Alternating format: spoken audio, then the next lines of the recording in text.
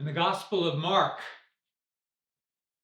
in verse 9 of Mark chapter 16, we are told that early on the first day of the week, on Sunday morning, Jesus Christ rose from the grave. He was alive. He was no longer in the tomb where he had been buried. And early on that day, we're also told that outside of that tomb, he first appeared to a woman by the name of Mary. A woman who is mentioned by name several times in the scriptures. The woman who had the privilege of being the first person to see Jesus after he rose from the dead. And this Mary is one of the best known, but perhaps one of the least understood women that we find in the New Testament. Because much of her background remains a mystery to us. Yet she occupies a prominent place in connection with the death and with the resurrection of Jesus Christ. She was there, we're told in Matthew chapter 27, when they crucified her Lord on a cross on a hill outside of the city of Jerusalem. And she was there outside of the tomb just after Jesus rose from the grave. And some people have thought that she is that unidentified woman in Luke chapter 7 who anointed the feet of Jesus with perfume and who wiped his feet with her hair while Jesus was reclining at the table with those religious leaders in the town of Nain and taking a meal with them, though there is no evidence to support that claim. Others have thought that she is that unidentified woman in John chapter 8 in the city of Jerusalem who was caught in the act of adultery. The woman whom Jesus saved from being stoned to death by the people. But there is no evidence to support that claim. And during the course of the history of the church, her name has been associated with a wide variety of legends. Books have been written about her. And there have also been books that people claim that have been written by her. And in recent years, we even find some of those fabrications in movies that have been made concerning her. And some even claim that she is that unnamed disciple whom Jesus loved. A phrase that is mentioned at least 5 times in the Gospel of John. But again, there is no evidence to support that claim either. While today, some documentaries have attempted to reinforce these myths with blasphemous lies. The story of Mary of Magdala is amazing enough without adding our fabrications and our embellishments to her story. Though it is true that Mary did perhaps have a dark past. But we are never told that her past was associated with sins of immorality. But instead, in Mark chapter 16, verse 9, we are told that Jesus cast out 7 demons from her. And this is the only detail that we have been given about her. Well, except we know that she was from a small fishing village on the northwestern shore of the Sea of Galilee, the village of Magdala, which was about 6 miles south of the town of Capernaum, the place where Jesus had launched his ministry in Galilee. And the ministry of Jesus included expelling demons from the people. And sometimes those who were afflicted in that way gave the appearance of being out of their minds. They were so fierce that no one could even go near them. Other times, they would cut themselves, disfiguring their bodies. But many times, this affliction could be seen in sicknesses such as blindness or deafness, or in the inability to speak. At times they would just throw themselves to the ground in convulsions or throw themselves into a fire. But the scriptures make a clear distinction between demonic possession and diseases originating from physical or from psychological causes. Demonic possession involved being in bondage to an evil spirit who had come to live inside of that person. And sometimes that spirit would even speak through that person. But almost every case of demonic possession that is spoken of in the New Testament is seen as an affliction and not as sin. Though things in the life of that person could have contributed to that affliction. But in every case, that person was in torment, suffering at the hands of that spirit. So as you might expect, these people were miserable.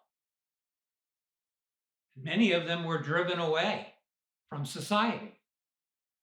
So they were lonely as well. And Mary had 7 demons living inside of her. And there was nothing that anyone could do to help her. Her situation seemed hopeless. So she lived in fear. She lived in shame because of this affliction. And she would have been in agony day and night, perhaps with 7 different kinds of agonies, not being able to escape the constant torment of her demonic captors. And we do not know how many people today who have been diagnosed with physical or with psychological illnesses are really under the power of darkness. But Jesus delivered Mary from all of that. But instead of giving us the details of her affliction, the scriptures focus on the gracious power of Christ over these forces of darkness.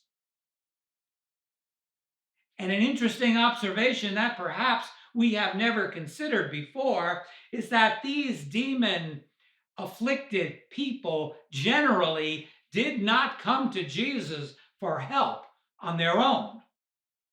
Jesus found them, or someone brought them to him. Make no mistake, these spirits feared Jesus just as they still fear him today. And sometimes they cried out in fear of him when they found themselves in his presence. And the healing and the freedom of these people that Jesus brought to them was instantaneous, and it was complete. These people were not reformed. They were transformed by Christ. And in Luke chapter 11, verses 24 through 26, Jesus tells us why religion and why self-help are just not enough. Where he says, when an unclean spirit goes out of a man, it goes through dry places in search of rest, in search of another person to afflict. And finding no one, it says to itself, I will return to the house that I've left. And when it comes back into the life of that person, it finds that house swept and put in order. Oh, perhaps that person had even become religious. Then it goes, and it takes along with it 7 other spirits who are more evil than itself.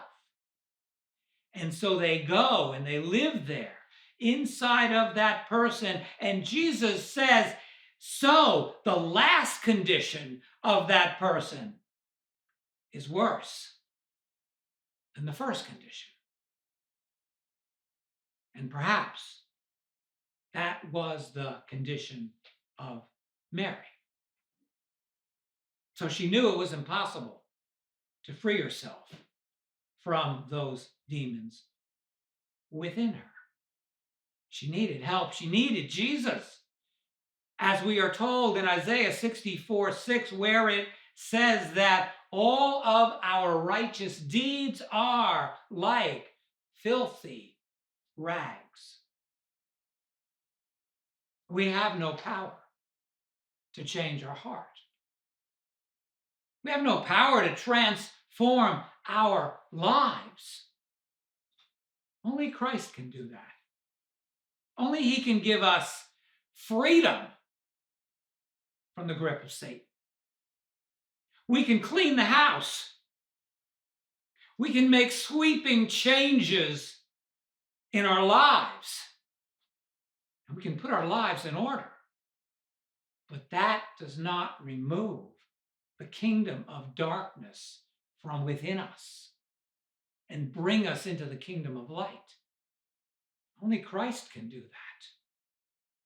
As it says in 2 Corinthians 4:6, the God who said in the beginning, light shall shine out of darkness, is the one who has shown in our hearts to give us the light of the knowledge of the glory of God in the face of Jesus Christ.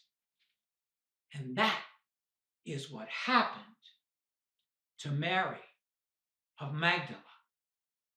And that is what happens to all of us who belong to the Lord.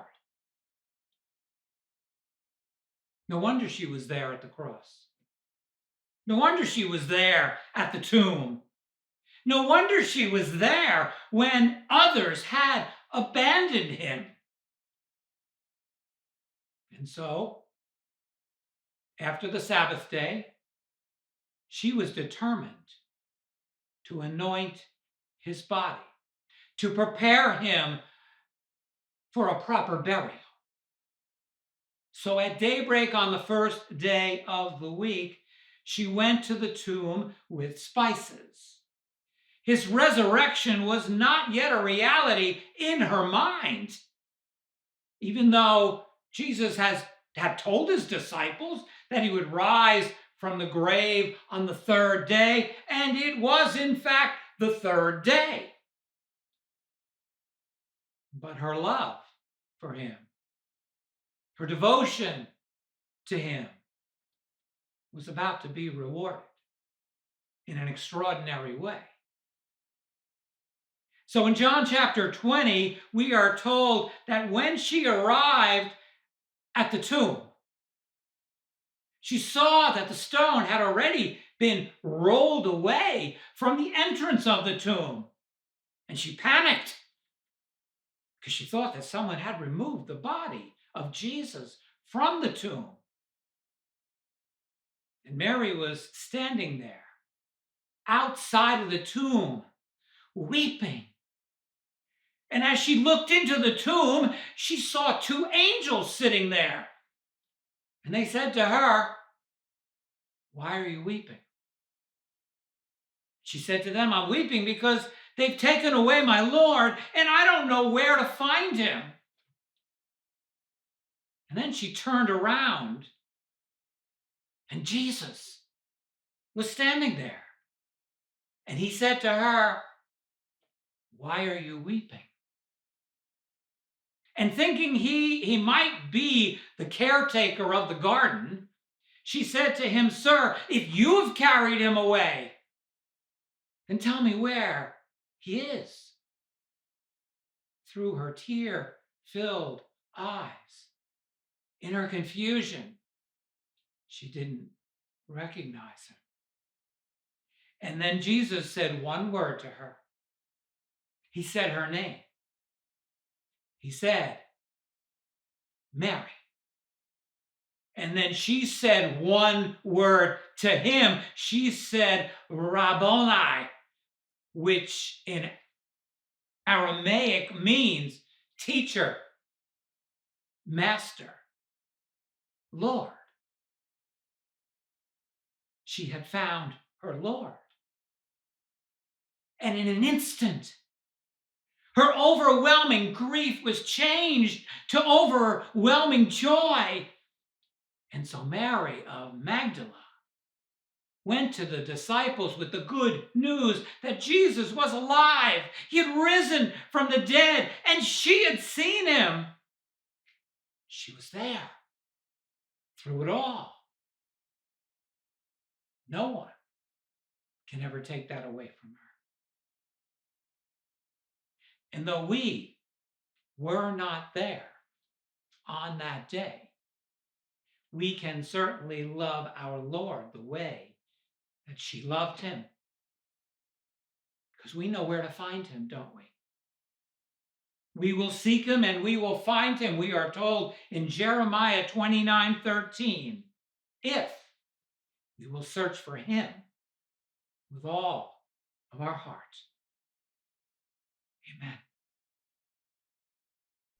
You've been listening to Bruce David Bell, pastor of Berean Bible Fellowship. If the Lord has ministered to you through this message and you would like more information, then visit us on the web at bbfva.org.